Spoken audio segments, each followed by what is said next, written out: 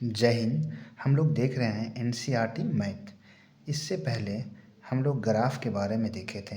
Graph में क्या क्या हम लोग पढ़ चुके हैं कि ग्राफ का सारणी किस तरह से बनाया जाता है, और जिसे ग्राफ का सारणी बनाने आ जाता है तो उसके लिए फिर ग्राफ कोई मायने नहीं रखता है, क्योंकि मेन डिपेंड करता है ग्राफ बनाने के लिए सारणी। अगर सारणी बन गया है तो ग्राफ आपसे बनेगा ही बनेगा। तो आज हम लोग देखेंगे प्रश्नावली 3.2 का। उसमें क्या कह रहा है तो आप देख सकते हैं स्क्रीन पर कि निम्न समस्याओं में रैखिक समीकरणों के युग्म बनाइए और उनके ग्राफी विधि से हल ज्ञात कीजिए। इसमें दो प्रश्न दिया हुआ है, हिंदी में कहानी जैसा लिखा हुआ है। उस कहानी को पढ़कर समीकरण बनाना है और फिर कह रहा है उसे ग्राफी विधि से हल ज्ञात कीजिए। तो पहला सवाल आप देख सकते हैं कि कह रहा है कक्षा 10th के 10 विद्यार्थियों ने एक गणित की पहली प्रतियोगिता में भाग लिया। मतलब 10वीं क्लास के कुछ स्टूडेंट एक मैथ का मतलब गणित का पहला प्रतियोगिता हुआ, टेस्ट मान सकते हैं कि पहला टेस्ट हुआ है, जिसमें भाग लिया।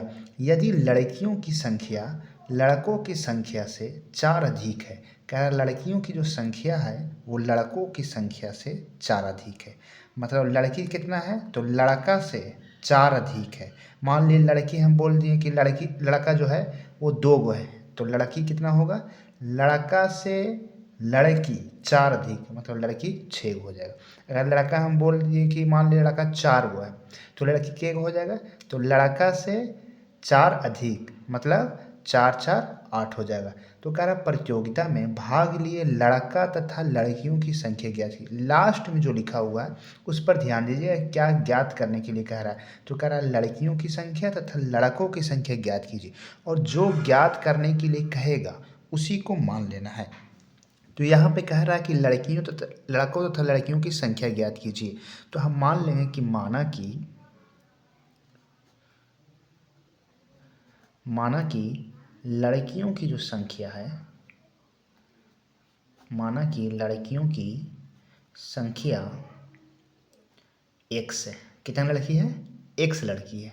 और लड़का की संख्या को हम मान लेते हैं, लड़का की संख्या की मान लेते हैं क्या, y मान लेते हैं। ऐसा कोई जरूरी नहीं कि x y ही मानना, आपको n मानने का मन है वो भी मान सकते हैं, आपको u v मानने का मन है उसको भी मान सकते हैं। लेकिन हम यहाँ पर क्या मान लिए हैं कि लड़कियों की संख्या x है और लड़कों की संख्या कितना है, y है, मान लिए हैं। अब आगे इसे बनाते हैं। तो कह रहा है क्या, ध्यान से देखिए प्रश्न में कह रहा है कि कक्षा 10th के 10 विद्यार्थी कहने का मतलब उसमें लड़का भी रहेगा और लड़की भी रहेगा।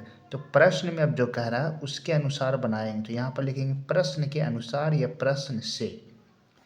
तो कह रहा है कि दोनों मिलाकर लड़की और लड़का मिलाकर कितना है, 10 है। हम लड़की को कितना माने हैं, x माने हैं, लड़का को क्या को माने हैं, y माने। तो दोनों को मिलाइए, मतलब लड़की और y लड़का, दोनों को जब क्लास में जोड़ा जाता है तो टोटल निकल कर आता है कितना स्टूडेंट, तो टोटल विद्यार्थियों की संख्या 10। समीकरण 1 हो गया।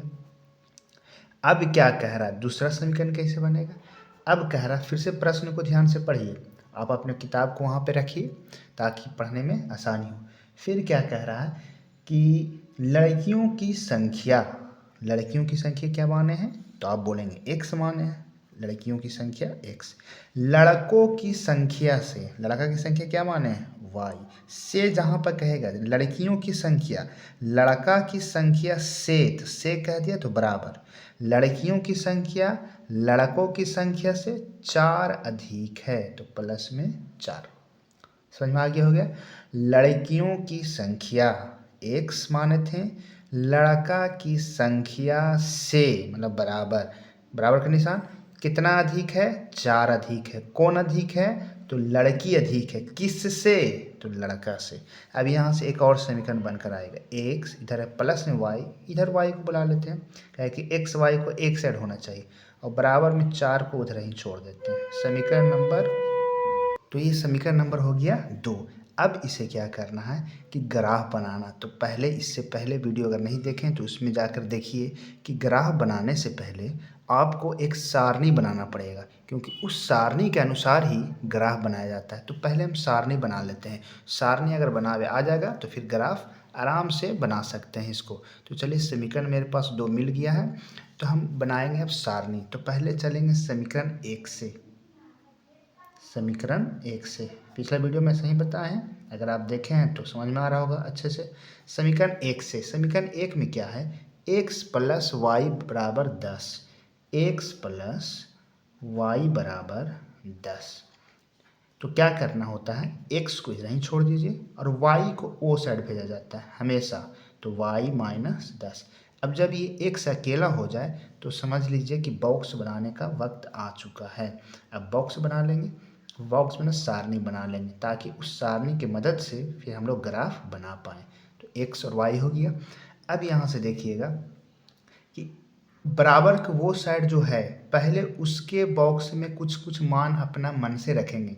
जैसे बराबर का वो साइड कौन है, y, तो y के साइड अपना मन से रखेंगे। मान लिया हमको मन किया कि 4 रखते हैं, जितना मन आपको करे, तो y का मान हमको मन किया 4 रखते हैं। तो अब बताइए y की जगह पर y नहीं सोचिए, अब दिमाग में सोचना है कि 4 बन गया है और 10 में से 4 जाएगा तो 6 आ जाएगा।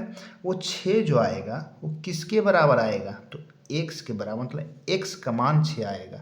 अब मान लिया हमको मन किया कि चलिए y का मान हम रख देते हैं, मान लिए 3 रख देते हैं। y का मान कितना रख देते हैं, 3 रख देते हैं। तो अब यहाँ पर y की जगह पर y नहीं सोचना है, अब क्या सोचना है, 3 सोचना है।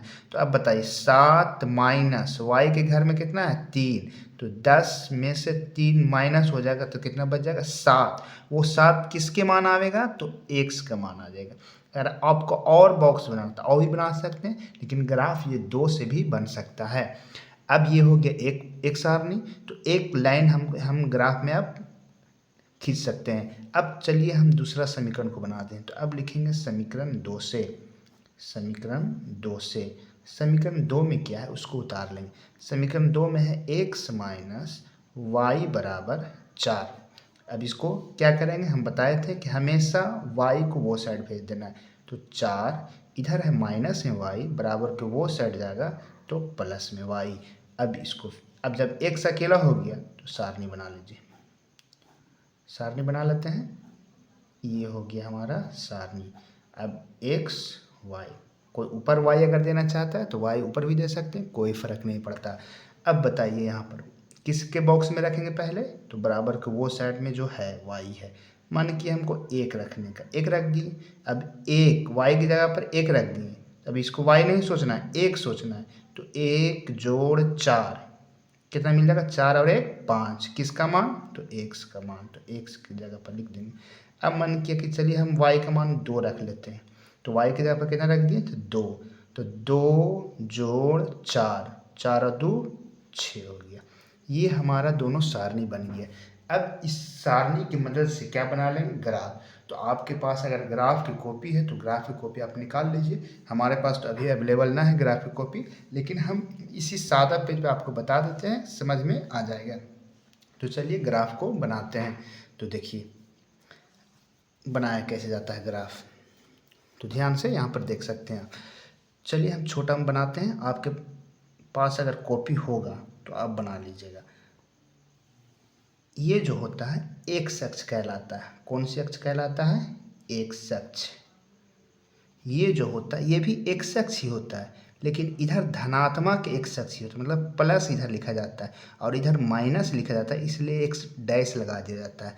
तो एक्स डैश ये होता है वाई अक्ष। तो ये इसके नीचे वाला भी होगा कौन सी अक्ष, तो वाई अक्ष ही होगा, लेकिन इधर माइनस लिखा जाता है इसलिए डैश लगा ले। इतना तो सबके नॉलेज होगा ग्राफ, क्योंकि ग्राफ 9th में पढ़ना था। अब देखिए ये जो होता है इसको कहा जाता है मूल बिंदु। अब यहाँ से देखिएगा, अब यहाँ पर हम मान देखें, पहले हम सारणी में देख लें कहाँ तक हमको हाईएस्ट जाना है। तो x के मान में हाईएस्ट हमको 7 तक जाना है, क्या है कि इसमें तो 6 ही तक है, तो हमको कम से कम x की तरफ 7 तक लिखना पड़ेगा। आपको ग्राफ की कॉपी में होगा, एक मोटा लाइन होगा, एक महीन लाइन होगा, एक उससे महीन लाइन होगा। तो सबसे जो मोटा लाइन होगा उस पर लिखना है 1। अच्छा फिर से अपना ग्राफ को देखिए, उस ग्राफ की कॉपी पर एक मोटा लाइन होगा, जो मोटा लाइन पर वाई अक्ष टानना है, और एक्स के डायरेक्शन में होगा एक मोटा लाइन, उस पर ये एक्स अक्ष टानना है। और जो 1 2 लिखना है वो भी मोटा लाइन पर ही लिखना है। तो 1 2। अब ये इसके अनुसार किया जाता है कि कहाँ तक हमको मान लेना है। देखिए हम ज़्यादा दूर तक मेरा मान नहीं, इसलिए हम 1 2 ले रहे हैं। अगर मान लिए हमको मान रहा था 50 60 तो 10 10 भी लेते हैं, 5 5 भी लेते हैं। तो वो डिपेंड करता है कि ये बॉक्स किस अनुसार बना हुआ है। तो 1 2 3 4 5 6 7 ऐसे इसमें तो सही से नहीं बन पाएगा, लेकिन समझा सकते हैं। अब यहाँ पर देखिए हमको वाई में कहाँ हाईएस्ट जाना है, तो 4 ही तक जाना है, इसलिए इसमें 4 ही दे देंगे। 1 2 3 4। अब बोलेगा कि इधर क्या दे, तो इधर कब दिया जाता है जब माइनस वाला हो तो। ये तो माइनस वाला तो है नहीं, अगर दे भी दीजिएगा तो कुछ नुकसान नहीं है, लेकिन माइनस वाला जब है ही नहीं तो काहे लाते हैं, छोड़ देते हैं। अब यहाँ से देखिए x का मान पहला बॉक्स में x का मान 6 y का मान 4, तो x तो इधर होता है, तो x का मान 6 और y का मान 4। ध्यान से देखिएगा तो आपके ग्राफ में कॉपी में 6 के सीधा एक लाइन होगी गया होगा और एक 4 के सीधा से लाइन आया होगा। तो 6 वाला इधर से जाएगा और इधर से 6 से जाएगा और इधर वाला 4 आएगा और दोनों कहीं ना कहीं पर आके मिल जाएगा एक जगह आके। तो जहाँ पर मिलेगा वहाँ पर इस तरह से गोल कर देना है और वहाँ पर लिख देना है कि कितना कितना का मिड पॉइंट है, 6 और 4। ये जो हम लाइन टाना है ये लाइन आपको नहीं देना है, ये वाला नहीं देना है, खाली ये बिंदु दे देना है। दूसरा x में 7 है और y में 3 है, तो x में 7 तो ये हो गया और y में 3 ये हो गया। तो 7 इधर से जाएगा और उधर से खोजते हुए 3 आवेगा और दोनों कहीं पर आकर मिल जाएगा। तो देखिए 7 गया यहाँ से और इधर से 3 वाला लाइन होकर आवेगा, इस तरह से आवेगा, दोनों यहाँ पर आकर मिल जाएगा। आपको ग्राफ की कॉपी में ज़्यादा क्लियर पता चलेगा। 7 और 3 स्केल से फिर क्या कर देना, यहाँ ये दोनों जगह पर स्केल से करके और मिला देना। ऐसे ग्राफ की कॉपी अगर मेरे पास रहेगा अवेलेबल तो आपको एक बार हम ग्राफ की कॉपी में भी बना के दिखा देंगे। अभी बस बता देते हैं कि हाँ इस तरह से ग्राफ बनता है। उसके बाद दूसरा बॉक्स की बारी आती है। अब दूसरा में देखिए x में 5 है, y में 1 है, तो x में 5 और y में 1 देख सकते हैं। x में 5 1 इधर से आएगा y वाला और x वाला 5 इधर से आएगा और दोनों कहीं ना कहीं पर दोनों का लाइन आकर मिल जाएगा। तो यहाँ पर दे देंगे x 5 हो गया और y 1 हो गया। उसके बाद फिर x 6 है y 2 है, तो x का मान 6 देखिए और y का मान 2 देखिए, कहीं ना कहीं पर आकर मिल जाएगा। देखिए इधर से 2 आएगा अपना सीधा और इधर से 6 जाएगा और दोनों कहीं ना कहीं पर आकर मिल जाएगा। यहाँ पर लिख देंगे 6 और 1। अब इसको हम क्या करेंगे, एक स्केल से रख कर और सीधा इसको मिला देंगे, तो ये एक बन गई। कौन सा ग्राफ बना याद कीजिए, कल हम बताए थे, तो ग्राफ प्रतिच्छेदी बना। ग्राफ कैसा बना है, तो प्रतिच्छेदी बना है। अच्छा, अगर ग्राफ की कॉपी रहता तो उसमें हम ये भी बता सकते थे कि x का मान कितना और y का मान कितना है। ऐसे कैसे पता चलता है, तो ध्यान दीजिए, जहाँ पर ये लाइन और ये लाइन कटा है तो आप देख सकते हैं कहाँ पर कटा है, तो 7 और 3 के पास कटा है, मतलब एक अक्ष में 7 के सामने कटा है। तो हम बोल सकते हैं कि इसमें x का मान जो है वो 7 है और y अक्ष के सामने कितना पर कटा है, तो 3 पर कटा। देखिए यहाँ पर कटा है 3 के सामने, तो y बराबर 3। x का मान और y का मान किताब में भी आंसर आप देख सकते हैं, तो 3 होगा। x किसको माने थे, लड़की को, और y किसको माने थे, लड़का को। तो लड़की की संख्या 7 और लड़का की संख्या 3 आ गया। ये भी सवाल कह रहा था, इसमें ध्यान दीजिएगा कि लड़की की संख्या जो था वो लड़कों की संख्या से 4 अधिक था, तो लड़की की संख्या 7 आया है और लड़का की संख्या 3 आया है। तो बताइए लड़की जो है लड़का से 4 अधिक है कि नहीं, तो ये भी पता चल गया। तो ग्राफ से आप अगर प्रतिच्छेद कर रहा है तो ग्राफ से x और y का मान भी निकाल सकते हैं। इससे पिछला वीडियो आप जाकर देखिए, उसमें हम बताए हैं कि x का मान कौन कौन सा ग्राफ में संभव निकालना है और कौन सा ग्राफ में संभव निकालना नहीं है। सिर्फ प्रतिच्छेदी में ही हम x और y का मान निकाल सकते हैं। तो उम्मीद करते हैं ये ग्राफ कुछ समझ में आया होगा। एक दिन आपको ग्राफ की कॉपी लाकर उस पर और अच्छे तरीके से ग्राफ को हम बताएंगे। तो मेन इम्पोर्टेंट है इस सारणी को समझना, आप लोग समझ चुके हैं। चलिए अब चलते हैं अगला सवाल पर। तो चलिए दूसरा सवाल देखते हैं। दूसरा सवाल में क्या कह रहा है, 5 पेंसिल तथा 7 पेन का या 7 कलम का कुल मूल्य 50 रुपया है, जबकि 7 पेंसिल तथा 5 कलम का कुल मूल्य 46 रुपया है। तो एक पेंसिल तथा एक कलम का मूल्य ज्ञात कीजिए। लास्ट में देखिए क्या लिखा हुआ, एक पेंसिल तथा एक कलम, क्या मूल्य ज्ञात कीजिए, उसी को मान लेना है। मान लिए कि एक पेंसिल का दाम 100 रुपया है और एक कलम का दाम 22 रुपया है। प्रश्न से क्या कह रहा है कि 5 पेंसिल खरीदना है। अब बताइए, एक पेंसिल का दाम 100 रुपया, अगर हम आपको बोलें कि एक पेंसिल का दाम 2 रुपया है, 5 पेंसिल खरीद के लाइए, कितना खर्चा आएगा? तो बोलेंगे एक पेंसिल का दाम 2 रुपया तो 5 पेंसिल का दाम 10 रुपया। बात सही है। तो इसी तरह एक पेंसिल का दाम यहाँ पर 2 नहीं है बल्कि कितना है? 1 है। तो 5 पेंसिल खरीदना है, तो यहाँ पर 5 पेंसिल खरीदना था, 5 से गुना कर दिए थे संख्या में पैसा से। तो यहाँ पर संख्या है x और सॉरी संख्या है नहीं, दाम है, एक का दाम है x और संख्या है 5। तो कुल खर्च निकालने के लिए हम क्या करेंगे? 5 में 1 से गुना कर देंगे, जिस तरह यहाँ पर 2 में 5 से गुना किए थे। तो ये हो गया 5 पेंसिल का दाम। एक कलम का दाम 22 रुपया तो 7 कलम का दाम 7 वाई। सिंपल से संख्या में पैसा से गुना किया जाता है तब कुल खर्च निकलता है। संख्या 7 को था, एक का खर्च 22 रुपया तो टोटल 7 वाई। दोनों को जब मिलाकर दुकानदार जोड़ता है तो कुल खर्च 50 रुपया आता है, मतलब 50 रुपये का ये इतना बिल बनता है। समीकरण एक बोल देंगे। अब दूसरा के लिए क्या कह रहा है, फिर मतलब दूसरा समीकरण के लिए कि अब उल्टा हो गया। अब 7 पेंसिल खरीदा जा रहा है। अब बताइए, एक पेंसिल का दाम 100 रुपया तो 7 पेंसिल का 7x गुना करके निकालते हैं। कोई भी चीज़ खरीदते हैं तो जितना खरीदते हैं एक का जितना दाम रहता है उसमें गुना कर लेते हैं। इसी तरह एक कलम का दाम 22 रुपया तो 5 कलम का दाम 5 वाई। दुकानदार पैसा जोड़ेगा तो कितना निकल कर आता है? 46 रुपया। समीकरण नंबर 2। अब दोनों को क्या करना है? दोनों को ग्राफ बनाना है। तो हम बताए थे ग्राफ बनाने से पहले आपको किससे गुजरना पड़ेगा? तो सारणी से। तो लिखेंगे समीकरण 1 से। समीकरण 1 से समीकरण 1 में है 5x प्लस 7y बराबर 50। हम बताए थे y को हमेशा उधर भेज देना है, तो x को इधर रख लेंगे। 5x बराबर 50 माइनस 7y, तो x बराबर, x को अकेला दम कर देना है, तो 50 माइनस 7y अकेला कब होगा? इंटू में जुटा हुआ है x के साथ, तो ये इंटू वाला 5 आ जाएगा बटा में। अब इसको हम लोग क्या बना लेंगे? एक सारणी बना लेंगे। बना लेते हैं सारणी। तो देखिए, आप 2 ही 3 सारणी बना सकते हैं, कोई जरूरी नहीं कि ज़्यादा बनाएं, 2 भी बनाइए ग्राफ बन जाएगा। अब बताइए, हम पहले ही बताएं कि उधर जो बराबर के वो साइड रहे वहाँ पर अपना मन से मान रखना है। हमको मन किया कितना रखें कि जो पूरा पूरी भागा भी उसमें लग जाए, ये भी ध्यान देना है। हमको मन किया चलिए y के बॉक्स में 0 रख देते हैं। अब सोचिए, यहाँ पर y है और y के इंटू में 7 है और y की जगह पर कितना रखें? 0।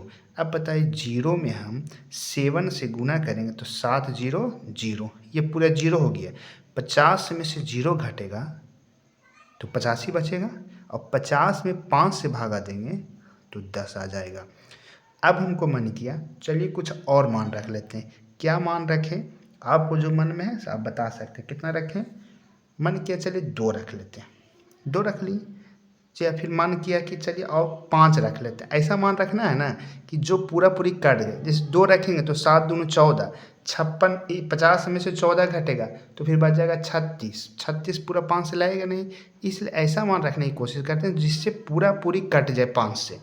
अगर 5 आप रखते हैं तो देखिए 7 पचे 35, 50 35 कैसे हम बोल रहे हैं? क्योंकि y की जगह पर कितना रखें? 5, तो 5 गुना 7 35 और 50 में से 35 घटा 15 और 15 में 5 से अगर भागा दे देते हैं तो कितना आ जाता है? 3 आता है। पूरा पूरी कट गया। कितना रखने पर? y की जगह पर 5 रखने पर। तो एक सारणी बन गया। अगर आपको और जोड़ने का मन है तो आप जोड़ सकते हैं। अब चलिए समीकरण 2 को हम लोग देखते हैं। समीकरण 2 के समीकरण मतलब बॉक्स को, सारणी को अब हम लोग बनाएंगे समीकरण 2 को। तो लिखेंगे समीकरण 2 से। समीकरण 2 में क्या है? तो 7x प्लस 5y बराबर 46। तो x को इधर ही छोड़ देना है, तो 7x बराबर 46 माइनस 5y, y वाला को हमेशा वो साइड। तो x बराबर 46 माइनस 5y बटा 7। क्या बताए थे कि x को हमेशा एक्स को हमेशा अकेला कर देना है। तो जो एक्स के साथ जुटा हुआ है वो कहीं ना कहीं जाएगा, तो कहाँ आएगा, तो एक्स के साथ अगर कोई इनटू में जुटा हुआ है तो वो हमेशा नीचे आता है।